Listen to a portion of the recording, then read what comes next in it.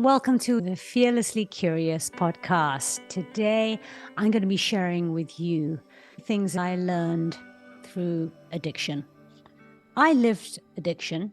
I thrived in addiction for many, many years. I wasn't even aware that I was addicted. I was addicted to alcohol and I was addicted to drugs.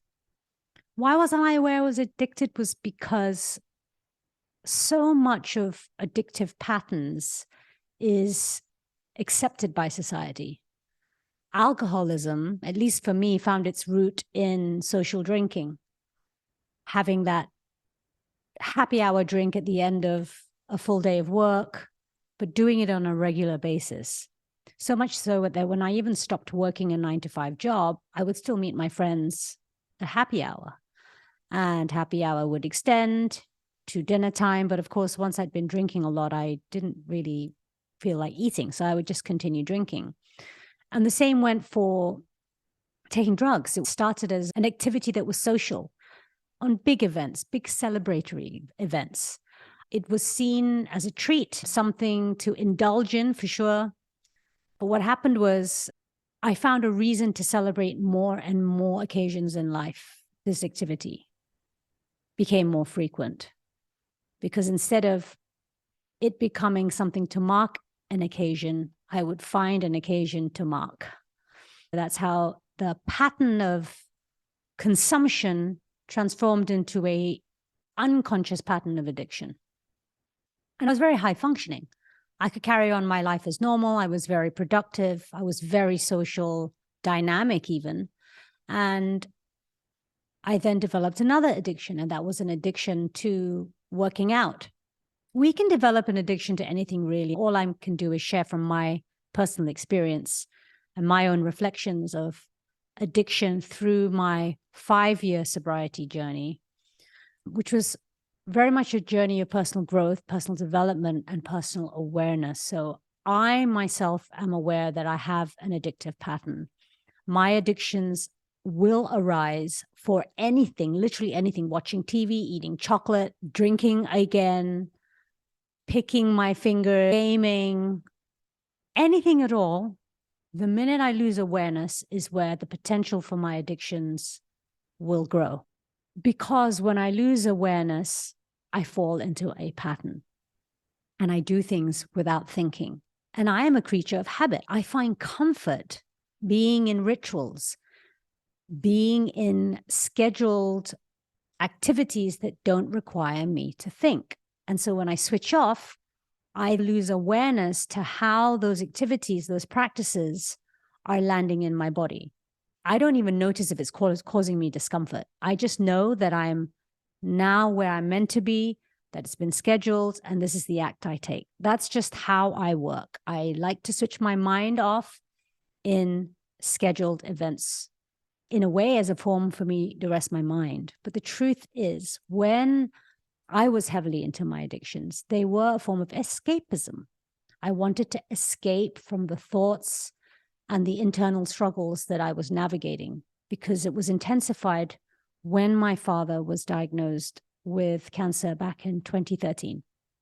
He went through his own cancer journey, and a cancer journey for anybody, whether it's your personal cancer journey or you're a family member, a friend within the community, caregiving or caretaking somebody, you get drawn into that incredibly complex and difficult journey. Drinking and taking drugs became my crutch. It was a way for me to forget the pains and struggles and emotional struggles, especially that I was going through, because I needed to be strong. I needed to be there for the people who meant a lot to me. And honestly, I abandoned myself. I abandoned my own needs. And I wasn't even aware I was doing that, because I was projecting what was important to me, which was to be seen, to be heard, to be felt, to be accepted, to be loved and validated through service. And so that's what I did. I poured everything into providing, into serving, even if it cost my own mental health and emotional well-being, which I wasn't even aware of. My coping mechanism was to turn to alcohol and drugs. I hyper-focused on my schedule. I hyper-focused on delivering. I hyper-focused on taking care of someone. And although it was at the cost of my own well-being, the quality of being able to focus and be disciplined there and fiercely loyal to my service. In the right environment, you can pivot this quality to lean into the discomfort of what you're going through in life. In my journey of sobriety, I paid attention to this. I paid attention to the fact that I was an incredibly effective and efficient addict because I was hyper-focused. Being hyper-focused allowed me to be organized with my habits, my addictions.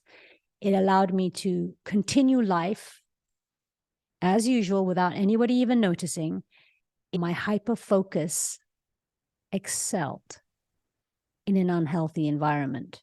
How do I change the environment without losing that powerful quality? I pivoted my hyper-focus into focusing on what was uncomfortable because I knew I had the ability and strength to do that. I hyper-focused on what felt uncomfortable. Every time I felt a pang to drink, I hyper-focused on my emotions. I am hyper-focused on my feelings. Every time I was triggered, I hyper-focused on my situation.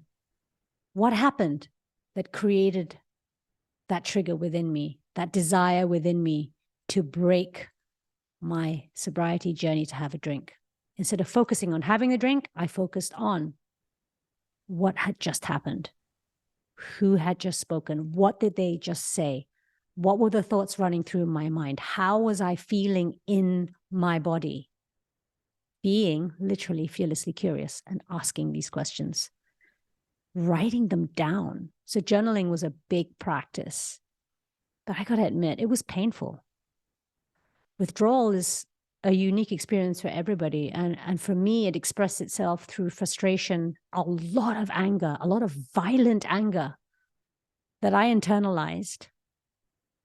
But when I couldn't internalize it, it meant that I caused a lot of harm, especially to the people that I loved. At that time, I was spending a lot of time away from my family. So it was a partner I had. I hyper-focused on those thoughts and feelings, and I journaled. One of the more poignant and powerful tools I used as I hyper-focus and as I leaned into these really disturbing thoughts, often destructive, threatening thoughts, self-threatening, and powerfully painful emotions beyond journaling, was to listen to music. I would ask myself, what song would represent this emotion right now? What song tells the story of my anger right now? What song holds the signature of the grief that I'm feeling right now? The loss, the void, the fury, the disappointment, the rejection, the abandonment. What songs? And as I lean into these uncomfortable emotions and thoughts, as I hyper-focused on them and I held space for the songs to show up, I started to create a playlist. Because what this playlist of songs did was it created a sacred and safe container for me to practice deep listening. The art of deep listening is about holding space for your truth without the influence of your personal filters, being your opinions and your judgments about your thoughts. Creating this space, creating this playlist of songs by allowing myself to create a soundtrack to the uncomfortable emotions and thoughts I was feeling. I was able to practice the art of deep listening. And the thing is, we can't do this for other people unless we can do it for ourselves.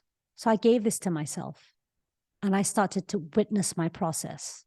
Creating this playlist allowed me to feel what I was feeling in a way that felt safe. It also created a bridge to my inner voice, to my deepest thoughts and most fragile inner child within. Creating the soundtrack of songs allowed me to give birth to a methodology that I've since trademarked called intuitive music programming. A way of listening to music as a portal to the wise truth that lives within you, an unquestionable truth. Not knowledge, not something that comes from the mind that you've learned, that you've read, that you've heard, that someone told you, but the wise wisdom of your soul, of your heart, a deep knowing. How do we connect with that? And this is beyond the mind's ability to cognitively comprehend. It's not about something that makes sense. It's an absolute truth that lives within you. Your inner voice, if you can connect with it, holds an authority of knowing that is rooted in the generations of life before you. It is the wisdom of life's experiences of your ancestors that's coded in your DNA. It's coded in your DNA, but lived through you in the present moment. It's connected to the intelligence of life itself. It's more than just what your thoughts are. It's the space within silence, the silence within you that is held through the music that you listen to. It's the gut feeling or the heart's expansion or that inner sense that we also call the inner voice or intuition. I started to listen. And not only did I listen, I realized that previously I used to hear this voice, hear this sense, feel the sense, but I always used to ignore it or numb it or avoid it. And hence the addictive patterns. Once I started to truly listen, once I hyper-focused and I listened and I used music as my tool, I started to honor the truths within me. I started to assimilate what my needs were. I started to discover that I had been abandoning myself time and time again so that I could be seen and heard and felt and recognized and acknowledged and accepted and validated and loved, because I was constantly searching for all of this outside of myself, when really what I needed was first to look in the mirror. You see, once I was able to accept who I am and not measure and compare with the world outside, but create the safe space within me, then I no longer needed to escape me. I no longer needed to numb myself. I could learn to get comfortable with being me. But what was even more important, I could learn how to sit with myself even in my discomfort. Not being true to myself led me to overcommitting.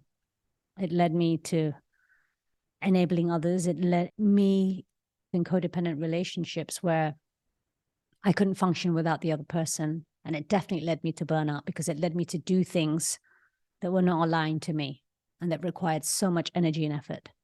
And it definitely led me to addiction. Through awareness, through curiosity, you can get to know yourself better. All parts of yourself, the good, the bad, and the ugly.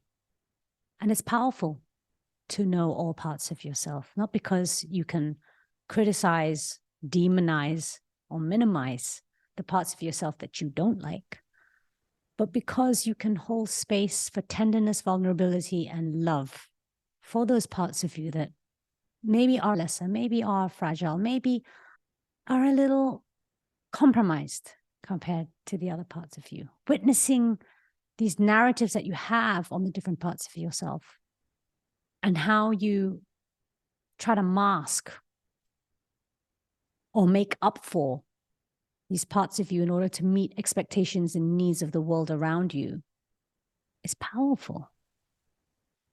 Because we're attempting to change who we are to fit in a world that wasn't made for you.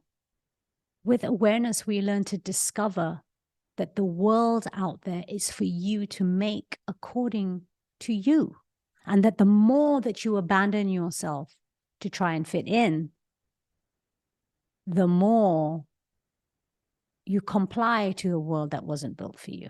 The world was built to make things easier. But in order to make things easy, you might need to abandon yourself. And listen, I'm not here to criticize the world. I'm here to say, Be curious, be fearlessly curious, switch on the light of awareness so that at least you have a choice, a conscious choice, because without consciousness, without awareness, you're still making a choice, but you're making a unconscious choice. You're allowing yourself to be led into a way of living that maybe isn't aligned with you. Still a choice to be switched off, a choice to not think, a choice to look for a hack, a choice to do things easier. But easier is only a perception. If your idea of ease is not having to think, then be prepared for a life that is mediocre or less than, a life that doesn't meet your standards, whatever those standards might be. A life that is created, curated, designed, and controlled by someone else. When we unmask through awareness, this is what addiction led me to, or rather sobriety led me to. The unmasking provides an opportunity to be accountable for your choices. Our strategies to avoid accountability so that we can place blame outside of ourselves. And I'm not here to call you out and blame you for the right or wrong decisions. I'm simply here to prompt. Are you being accountable for your life? Or are you giving your life away to others to lead you through the expectations that they have of you? When you are constantly abandoning yourself to meet expectations, then you're allowing other people to create your life for you. You are allowing it as a choice. And so complaining about a quality of life where you are constantly in service to others, I don't have time for me, really comes down to accountability and ownership. You are still making that choice, and you have the choice and capability to make that change. These repeated patterns and cycles of life that you're living are yours. We cannot blame others for them. They're yours. And the minute you can be accountable for them, that is the moment that you empower yourself to make a different choice. So stop hiding. It's time to unmask whatever your addiction is, your addiction to your narrative of saying, oh no, I have to take care of other people first. Your addiction of your narrative of saying, I never have time, I'm too busy, I'm exhausted. These are all things I'm guilty of saying. And with awareness, I can call myself out and hold myself accountable. And some months it's easier than others. I've had years of being really good at being mindful and aware. And I've had months of burnout, like right now I'm actually in burnout. With awareness, I don't beat myself up for it. With awareness, I offer myself tenderness. I say, oh, look, there you are again. You're in burnout again, Melissa. How did this happen? Let's have a look. And how can we do things? How can we be different next time? Either this doesn't happen at all, or this experience doesn't have to be quite so painful or exhausting. This experience can happen less often, because life is about cycles, right? It's not about creating a strategy that works for you and then you switch off from, because the strategies in and of themselves have to change as you change. And only awareness can help you stay on top of your changing strategies for a changing life. With awareness, you can constantly disrupt any patterns that you may fall in that are no longer serving you. There are still moments that I see my addiction and I see my addictive qualities still show up in different areas. Addicted to working is one of them. I work every minute of the day that I have because I don't see it as work. I love what I do, but that doesn't mean I'm not addicted to it. And I can pay attention to it. And I can bring awareness to it. And I can say I'm making a conscious choice. And I can still be who I need to be. But I will not use it as an excuse to not be who I'm born to be. In order to be me, I need to live life my way. I need to experience everything that life gives me. I need to be forgiving. I need to be kind, because I'm always learning. And at every juncture, every moment, every day of life, I'm in a new experience. So the things I learned from addiction is my very strengths, my qualities, like hyper-focusing, like having the energy to see things right through to the end, like never giving up, fierce loyalty. These are 3 qualities that made me a really effective addict. can help me live in a way that is more mindful and more beneficial to my health. I can focus on my awareness. I can be loyal, fiercely loyal to my health. Listening to music and journaling my thoughts helps me to be aware of the narratives that are running my life beyond judgment of the mind. When I listen to the music, my playlist, because it helps me get out of my thinking mind to access another level of my thoughts so that I can allow my thoughts to flow freely onto my journaling notebook, to observe what are the inner narratives and stories that are running my system right now. And in that practice, as I connect more with my body, meaning I take note of my physical sensations, my emotional landscape, and the thoughts in my mind, and I look at them running parallel with each other as an observer, then I get to live my specific design because I'm studying who I am. And I'm also discovering who I'm not. All the actions and thoughts that I'm taking and making as a result of who I think I should be and how I think I need to fit in are all the ways that are being revealed to me that I am abandoning myself. And so by learning who I am not, I learn how to be more of me. I learn who are the right people to be around. I get to live and experience all of life, the rough and the smooth, the light and the shade, the darkness and the light, the joy and the discomfort. Because everything that isn't love is leading me back to love. Every addictive thought and quality I have is leading me back to sobriety. Every scarce experience I'm having where I'm in fear is leading me back to abundance. Every time I am confused is an opportunity for me to lean into curiosity, to find my way back to clarity. Nothing is ever permanent in life. In fact, the one thing in life that is permanent is that it's always changing. So keep your eyes bright, keep your heart open, and keep that mischievous playfulness, curiosity. This life is yours to live.